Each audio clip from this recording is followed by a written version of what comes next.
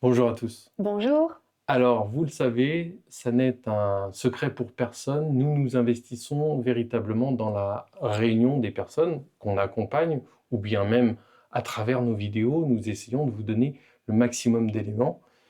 Et du coup, nous avons décidé de faire cette vidéo qui pour nous est très importante parce Mmh. qu'on a bien vu, au fil de ces accompagnements, on a bien vu ce qui fait qu'on arrive ou pas à une certaine réunion. Et on veut vous partager tous ces éléments pour que vous ayez ça pour pouvoir continuer à avancer. Et c'est vrai que pour nous, bon déjà c'est important parce que c'est notre vécu, Mmh. mais c'est aussi important parce qu'on y voit vraiment une direction qui change profondément l'être que nous sommes, mais également tout ce qui peut se passer autour.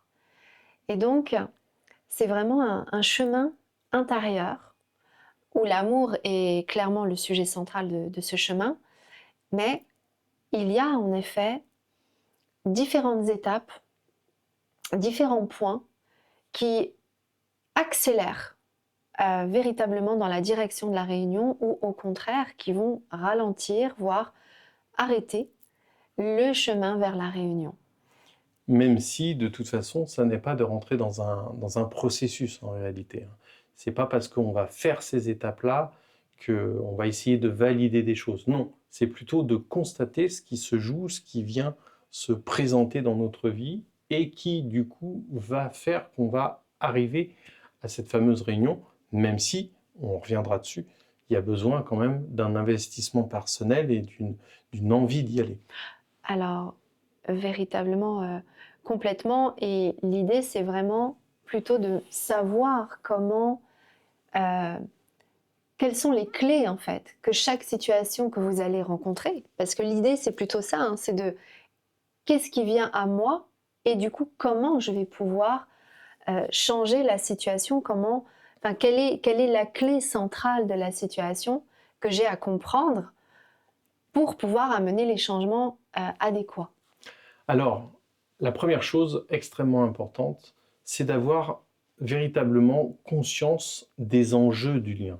C'est-à-dire que être flamme jumelle, ça n'est pas que être dans un lien d'amour, ça n'est pas que euh, comment pouvoir avoir une vie de couple avec quelqu'un. C'est autre chose. On le détaille énormément dans bien d'autres vidéos, donc là on va passer un petit peu dessus volontairement, mais c'est véritablement de pouvoir prendre en compte tous ces aspects du lien, ce que ça amène à grandir soi-même, à développer par rapport au couple, par rapport même à ses ambitions professionnelles. Bref, c'est quelque chose de très global et donc d'avoir une véritable conscience que ça n'est pas juste finalement qu'un lien euh, d'amour au sens classique du terme.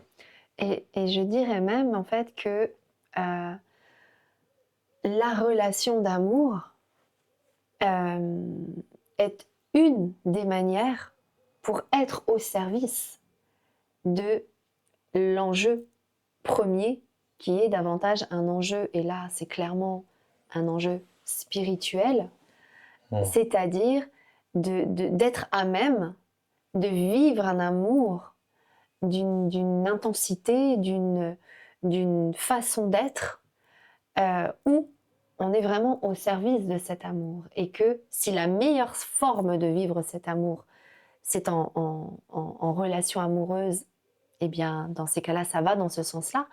Mais même d'en arriver peut-être à accepter que ça puisse prendre d'autres formes que celles auxquelles on, on, on se prépare, en tout cas, ou qu'on souhaite de façon forte.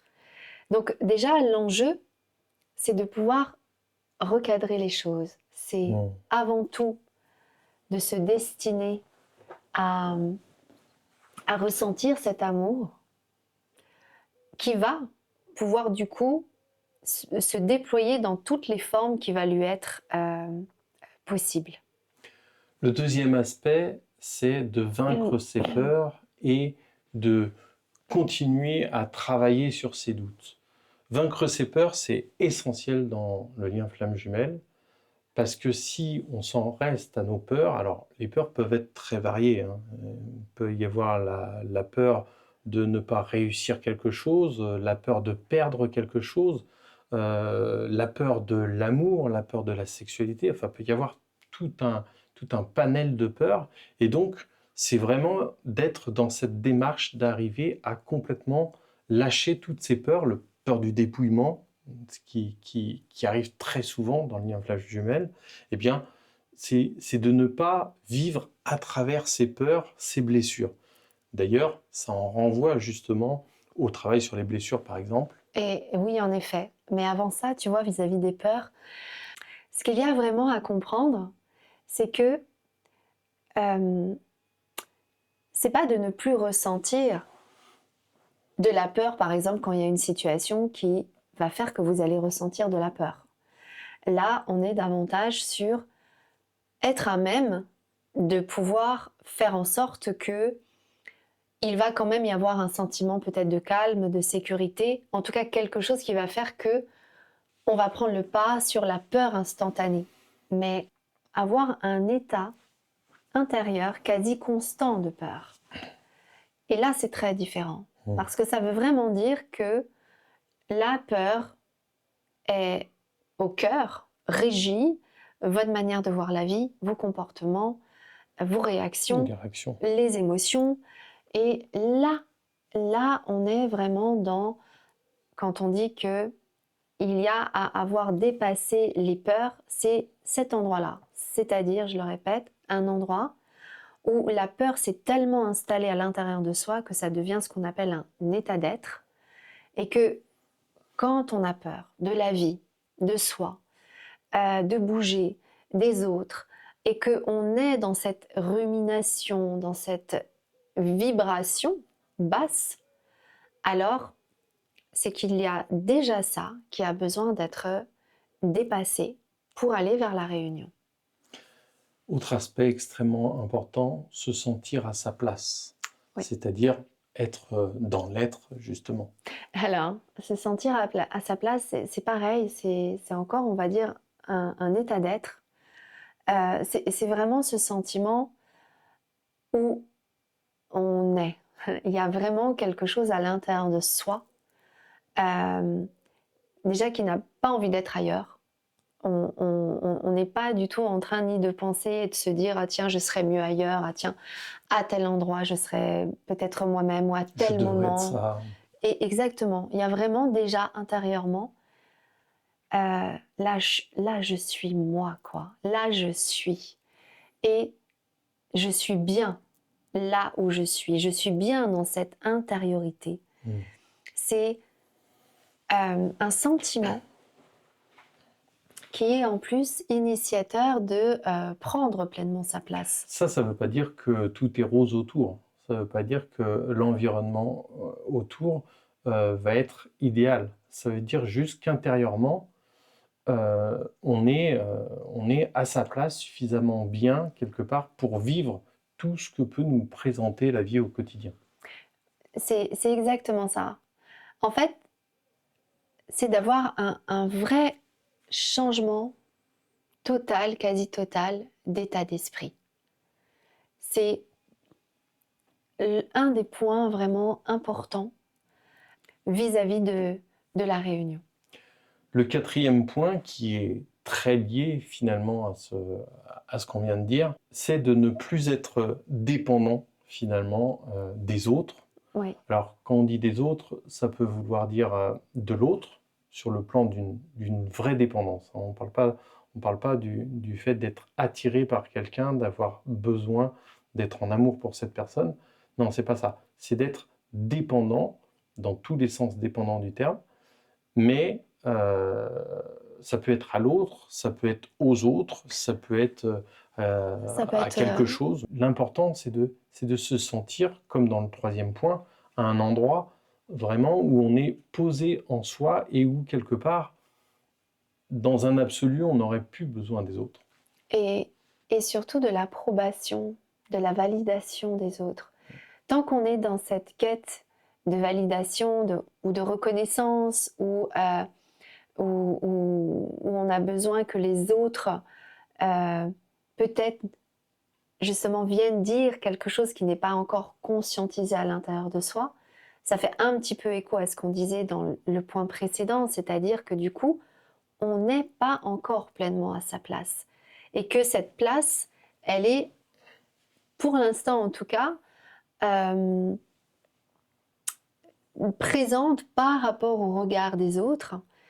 Et c'est pour ça que bien souvent dans le chemin, on va avoir des changements, on va dire, de relations amicales, de relations familiales, parce que ce sont vraiment des situations qui amènent à devoir se confronter à soi-même pour justement prendre pleinement sa place. Et en plus, vis-à-vis de son autre, l'autre n'est pas du tout là pour... Justifier de quelque chose pour alimenter quelque chose. Exactement, il n'est pas là pour qu'on soit dépendant de son regard. Bien sûr qu'on peut se soutenir, là n'est pas l'enjeu, mais c'est davantage tous ces moments où on va privilégier le regard de l'autre avant même d'avoir été regardé à l'intérieur de soi, ce qui se passe. Et le regard de l'autre est un enjeu très très très important parce que si on fonctionne comme ça, on est dans du 50-50 au lieu d'être dans du 100 et 100. Et ça change complètement la dynamique. C'est-à-dire que si moi, je suis pleinement à ma place et que je sais qui je suis, que je sais ce qui est bon pour moi, je sais ce que je veux, je sais où aller, voilà, j'ai pleinement conscience de ces différents aspects, l'autre devient un soutien, devient un collaborateur de cet espace-là. Il ne devient pas celui qui va être une réponse à quelque chose qui, à l'intérieur de moi, n'est pas encore clarifié, n'est pas encore stabilisé.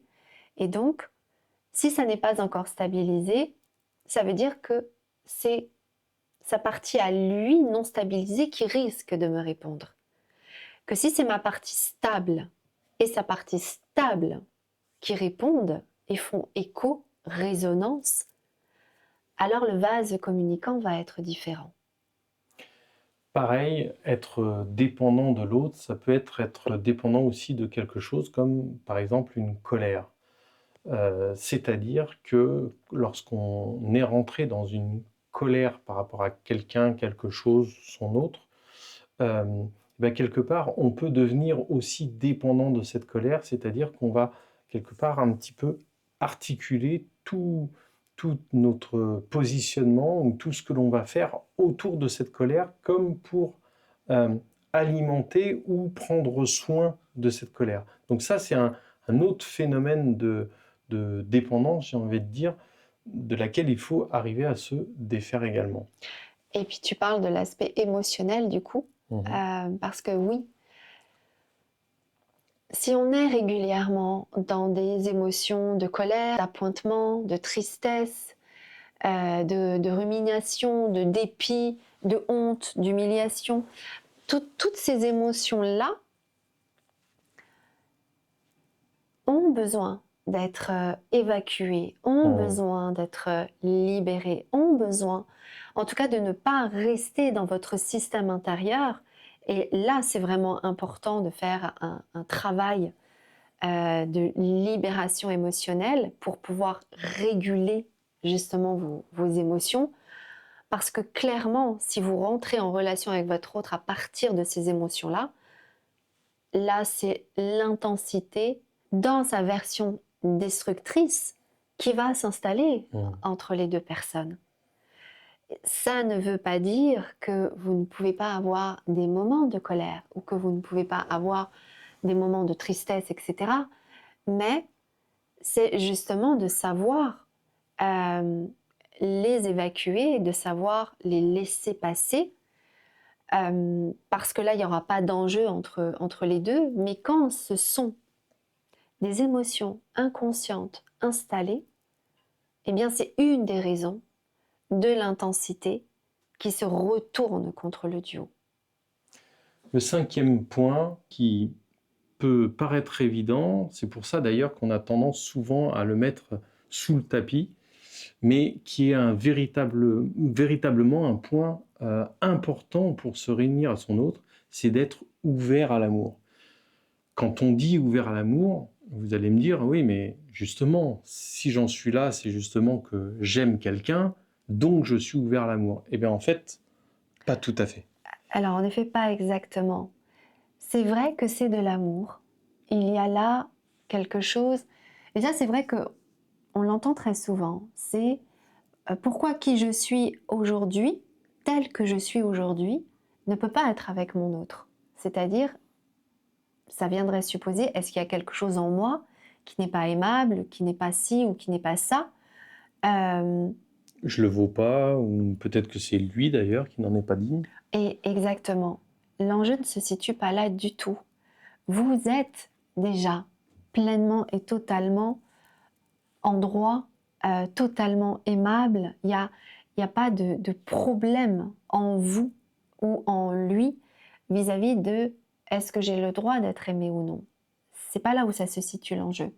L'enjeu se situe davantage de est-ce que cet amour qui est à l'intérieur de moi, est-ce qu'il part du meilleur endroit en moi?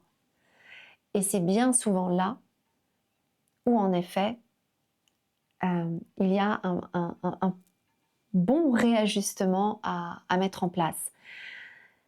Si tout l'amour que vous ressentez est initié, placé à partir du faux self en vous, à partir de cet endroit en vous qui veut posséder, qui veut cette personne, qui veut prendre, qui veut avoir, qui veut pour lui Contrôler. contrôler, qui veut ça de telle façon, qui veut que les choses se passent de telle façon. Ben ça, c'est pas à partir d'un point d'amour. Et donc, c'est véritablement de reconnecter à, à la puissance même du ressenti d'amour à tous les endroits. Et c'est pour ça d'ailleurs qu'on peut en arriver à un endroit d'acceptation de ce qui est, d'acceptation d'aimer quelqu'un même qui ne nous reconnaît pas comme étant l'élu de son cœur.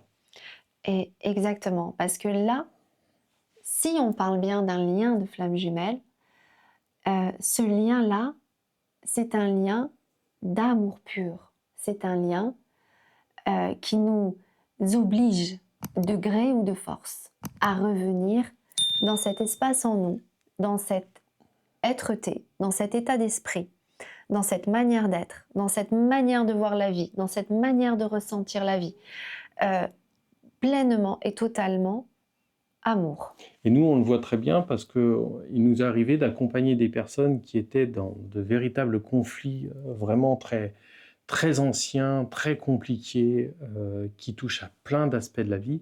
Et en fait, au moment où on arrive Ouais. à les faire reconnecter au véritable lien d'amour qu'il y a entre eux, bah souvent c'est là qu'il y a un véritable déclic et c'est là où va s'enclencher véritablement une, une direction commune de pouvoir faire grandir ce lien. Mais bon, là je vais peut-être un petit peu trop dans le détail de ce lien d'amour, mais c'est en tout cas pour vous faire prendre conscience que même si ça paraît tout bête, c'est pas parce qu'on aime quelqu'un qu'en fait on est véritablement ouvert à l'amour.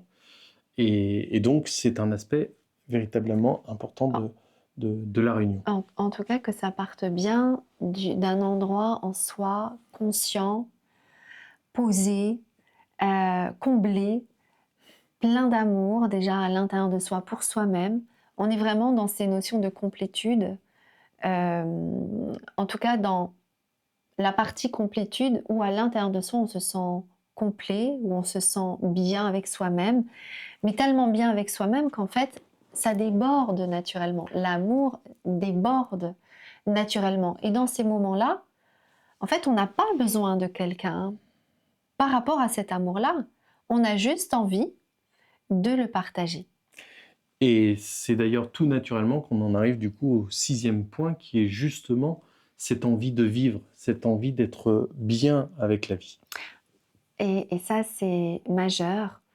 C'est tellement important. Alors, bien souvent, on a des retours quand même qu'il y a de grandes connexions avec la Mmh. nature, qu'il y a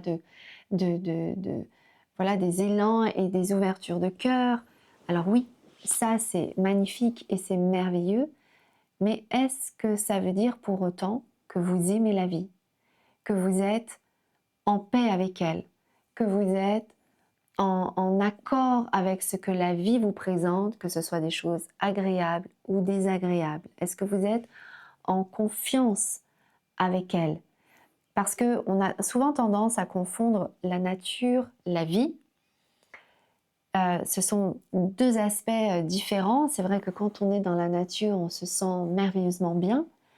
Et pour autant, on peut aussi complètement péter les plombs vis-à-vis d'une situation quelconque de la vie. Et je ne suis pas en train de dire qu'il faut forcément être Béni oui ou fleur bleue. voilà, Mais d'être dans une démarche véritablement positive avec la vie, en fait. parce que ça démontre que vous n'êtes pas séparé avec la vie. Mmh. Donc, il y a vraiment aussi cet aspect-là. Le 7e point, qui est un point également essentiel à nos yeux, c'est véritablement d'avoir travaillé ces 9 sujets d'incarnation. Alors, on vous en parle très souvent de Oui. ces sujets Ah bah oui. d'incarnation, ça fait référence à l'accompagnement des 3 cercles. Oui. Mais pour en dire 2 mots, c'est que sur 9 sujets particuliers, dont d'ailleurs on en balaye en réalité Un certains petit peu, oui. dans cette vidéo, eh bien il va falloir quelque part les avoir traversés ou en tout cas être en chemin de savoir les utiliser, de savoir les comprendre, connaître ces aspects de soi personnels et réutiliser ces 9 sujets dans sa vie et pas passer à côté. Quelque part, c'est comme si ces sujets, on est obligé quelque part, à un moment, d'y faire face et d'être pleinement dedans, mais avec, hein. C'est pas contre. En fait, c'est que le processus flamme jumelle, là vraiment le cheminement spirituel qui est proposé, va vous amener d'une façon ou d'une autre à rencontrer les 9 sujets. Donc, les 9 sujets, on peut en effet voir ce que la vie va vous en dire, ce que la vie veut que vous compreniez de ces 9 sujets, ce qu'il y a à faire avancer sur ces 9 sujets, mais il y a aussi il y a vraiment des points très spécifiques sur chaque sujet qui ont besoin d'être débloqués. Quand il y a ces déblocages sur ces 9 sujets, eh bien, il y a ce qu'on appelle l'unité. Est-ce que tu peux prendre un exemple sur un sujet pour que les personnes comprennent mieux? Bah, le sujet de l'amour, vu que celui-ci, je pense que c'est celui imparable pour lequel nous sommes vraiment, pour le coup, tous concernés. Tous challengés. Challengés, ça c'est sûr, parce que bien évidemment, selon vous où vous en êtes, vous n'allez pas avoir les mêmes enjeux dans chacun des sujets. Mais le challenge que je vois chez tous ceux, en tout cas, qui se sentent concernés par flamme jumelle, eh bien, c'est l'enjeu d'accepter de ressentir une intensité d'amour sans aucune attente de celle-ci. Ça, c'est par exemple un point fondamental que d'arriver à ouvrir pleinement son cœur à l'amour sans rien attendre en retour. Voilà par exemple une clé parmi d'autres sur le sujet de l'amour, mais il y a pareil d'autres clés très importantes sur les 8 autres sujets que la vie va vous présenter, que la vie va vous challenger. Ça, c'est, j'ai envie de dire, on les voit dans tous les parcours de vie. Maintenant, selon là où vous en êtes, vos enjeux à vous vont être différents de quelqu'un d'autre. Mais pour qu'il y ait des clés bien spécifiques qui s'éveille en fait en chacun. Le 8e point, c'est d'être véritablement responsable. Alors, qu'est-ce qui se cache derrière cette responsabilité? En fait, c'est le fait d'assumer ce qu'on vit. Aujourd'hui, on entend beaucoup de personnes qui ont souvent tendance à remettre quelque part dans les mains de l'univers tout ce qui va leur arriver. Et alors, de notre point de vue, ça peut être une bonne chose, mais il ne faut pas oublier sa responsabilité que l'on a à certains endroits de quand même être présent dans sa vie. C'est-à-dire que remettre à l'univers le choix de tout ce qui nous arrive, ça n'est pas se mettre à ne plus rien faire ou à être uniquement dans une attente passive de ce qui se présente à nous. Au contraire, en fait. C'est-à-dire, à partir du moment où une porte va s'ouvrir, à partir du moment où il y a une possibilité de pouvoir avancer sur un sujet, eh bien, c'est d'être en responsabilité de le prendre à bras-le-corps et puis de faire ce qu'il faut, en fait, pour avancer. Et cette responsabilité, alors, on la voit et on l'entend aussi vis-à-vis des personnes qui vont tout remettre entre les mains de la source. Et là commence un dialogue entre la source et soi qui peut paraître parfois pas compréhensible, hein. Vous voyez, c'est souvent cette histoire qu'on va entendre de quelqu'un qui est en danger, par exemple, et que la vie amène un hélicoptère. La personne dit: mais non, je veux que ce soit Dieu qui m'aide, j'ai pas besoin de l'hélicoptère, j'envoie quelqu'un avec une barque, mais non, je veux que ça soit Dieu qui me sauve, et puis j'envoie. Et puis à un moment donné, la personne a dit: mais pourquoi Dieu ne viens-tu pas m'aider? Et puis en fait, Dieu il répond: oui, mais je t'ai envoyé un hélicoptère, je t'ai envoyé une barque, je t'ai envoyé des gens, et tu ne les as pas vus, tu ne les as pas pris. Donc ce que je veux signifier par cette histoire, c'est que je pense vraiment que la source, en fait, elle n'attend que nous. Ça n'est pas de tout remettre à la source, parce que si c'était le cas, pourquoi est-ce qu'elle ne le fait pas tout de suite, en fait, la Et source? puis surtout, il y aurait quelque part plus lieu d'être, puisque si tout est entre les mains de quelque chose d'autre que soi-même, quelque part, oui, il n'y a plus rien à faire, et quelque part, on végète, on stagne, et voilà, on reste dans notre coin. Et puis ça va à l'encontre aussi de se dire que si on est véritablement sur un chemin spirituel, si nous sommes des êtres humains venus faire une expérience spirituelle, eh bien, si on attend que les instances supérieures fassent notre expérience spirituelle, alors notre expérience spirituelle n'a vraiment, comme tu dis, Aucune valeur. aucune valeur. Donc, on revient vraiment à cet endroit. Bien, un chemin spirituel, une expérience spirituelle, c'est à vivre, c'est à expérimenter, c'est à assumer. confrontant, c'est responsabilisant. Ça nous demande en fait à chaque fois de savoir qui on est, ce qu'on veut, pourquoi, d'entendre cette quête peut-être à l'intérieur de soi, etc., etc. Et là peut-être que Dieu, la source, va venir par une forme ou par une autre. Exactement intervenir, mais de penser que seule la source va tout régler,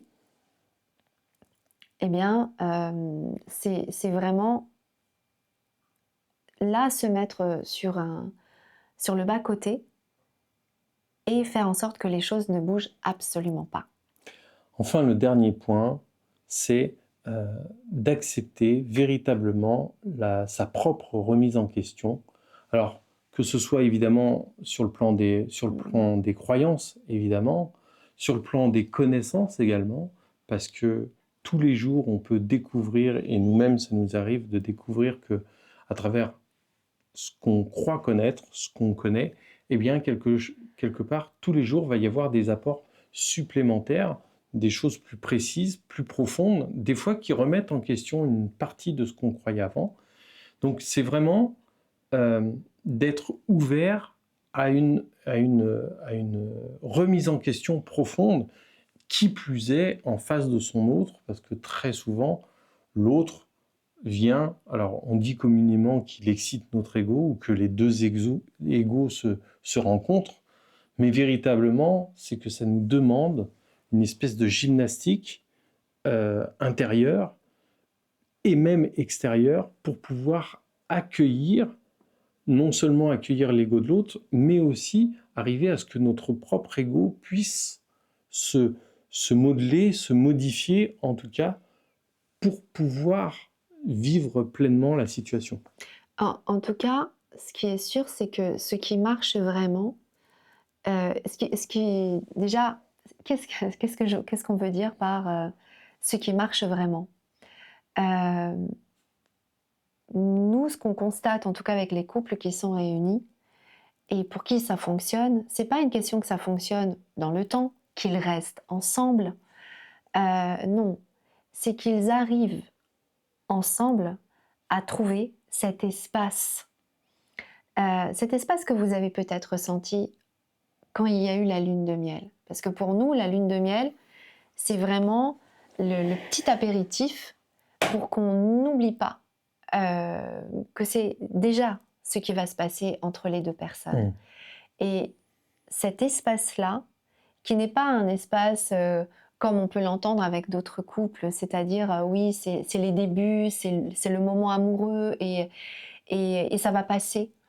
Non, dans un duo de flammes jumelles, il y a vraiment un espace d'une très grande beauté, d'une très grande pureté, d'une très grande puissance entre les deux êtres.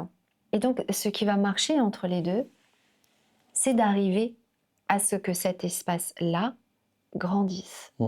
Et vraiment des gros freins généralement à cet enjeu-là, quand les deux sont de plus en plus proches, ça va être l'ego. Donc, il y a vraiment besoin que quand les deux vont être en présence, il y ait déjà quand même un travail qui a été fait au préalable pour déjà prendre conscience de son ego, ce qu'on appelle l'ego, mais surtout de son faux self. Tout ce qu'on est en train de dire là, c'est que il y a vraiment la possibilité de vivre un amour où à partir de son être, son soi intérieur et supérieur, ou à partir de sa personnalité, de son enfin plutôt même le personnage, de son personnage, de ses limites, de ses peurs, de ses blessures, de ses limitations, de ses croyances, et qu'à partir de cet endroit-là, l'amour flamme jumelle ne rentre pas. Il ne peut simplement pas rentrer parce que ça n'est pas du tout la même chose. Donc, plus on va vers qui on est, plus on balaye tous ces endroits de blessure, toutes ces peurs, tous ces freins, toutes ces angoisses, toutes ces limites, eh bien, ça demande un véritable switch intérieur, ça demande un véritable changement d'état d'esprit, un changement d'énergie. C'est un changement vraiment dans tous les points. C'est pour ça que on travaille les 9 sujets, les 9 domaines et sphères de la personne que l'on est, parce que au final, c'est vraiment l'unité qui est l'enjeu de pouvoir accueillir un amour qu'on va appeler divin, inconditionnel, au-delà de soi. Nous aimerions vous demander quelque chose. C'est de revoir un petit peu ces 9 points et de nous dire en commentaire lequel point vous semble être celui que vous avez peut-être le mieux avancé, le mieux travaillé et quelque part où vous êtes le plus à l'aise. Et également le point qui vous semble être peut-être avoir été oublié ou au contraire être un point vraiment très difficile de votre parcours. Donc n'hésitez pas à re-regarder la vidéo et à lister ces 9 points pour pouvoir nous dire voilà, lequel vous parle le plus et lequel vous avez peut-être un petit peu délaissé et qui peut-être est un endroit qui vous manque pour pouvoir arriver à la réunion. En tout cas, nous, on vous souhaite véritablement d'y arriver. Si vous avez besoin de plus de détails, n'hésitez pas à aller voir sous la vidéo, dans la partie description. Vous aurez davantage d'informations. On vous dit à très bientôt. Prenez bien soin de vous, à bientôt. Au revoir. Au revoir.